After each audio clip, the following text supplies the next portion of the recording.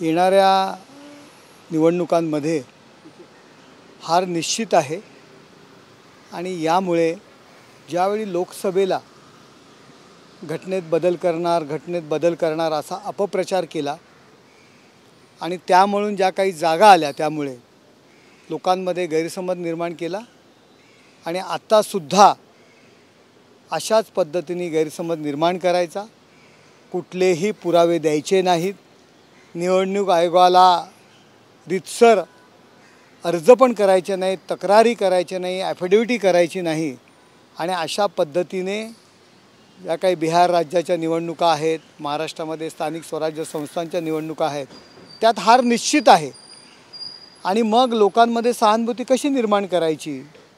लोकसभेच्या पराभवानंतर विधानसभेमध्ये लोकांच्या लक्षात आलं, विधानसभेमध्ये लोकांनी नाकारलं आणि आता पुन्हा नाकारणारे निश्चित आहे आणि त्यामुळे अशा पद्धतीचे खेळ राहुल गांधी आणि त्या मंडळींचे सुरू आहेत।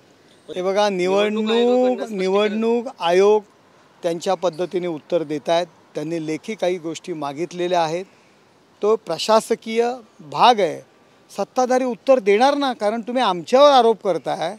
आम्ही लोकांमध्ये जाऊन निवडून आलेलो आहोत आणि आम्ही चुकीच्या पद्धतीने निवडून आलेलो आहोत। अशा पद्धतीने जर अपप्रचार करत असतील तर आम्ही काय उत्तरं द्यायची नाही, आम्ही काय मुख गिळून गप्प बसायचं? ही कुठली पद्धत आहे? ही कुठली पद्धत आहे? निवडणूक आयोगाने उत्तर द्यावं, तुम्ही आम्हाला चोर म्हणणार आणि आम्ही त्याचं जर उत्तर द्यायला गेलं की म्हणणार निवडणूक आयोगाने उत्तर द्यावं, हे लोक का उत्तर देत आहेत? राहुल गांधी यांची या देशामध्ये हास्य जत्रा सुरू आहे। एक एक त्याच्यामधले जे अभिनेते आहेत ते एक एक करून स्वतःचे शो सुरू करत आहेत। कालच पवार साहेबांनी त्यांचा शो केला हास्य जत्रेचा, उद्धव ठाकरे करतायत, ते मागे राहिलेले, ते म्हणतात मला सुद्धा भेटायला आलेले।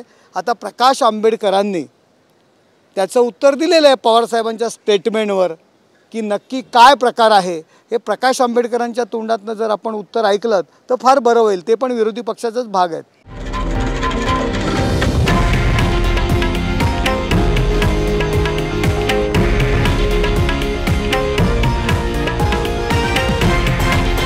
हे आहे देशातील नंबर 1 न्यूज नेटवर्क आणि आपण पाहत आहात TV9 मराठी, एकमेव।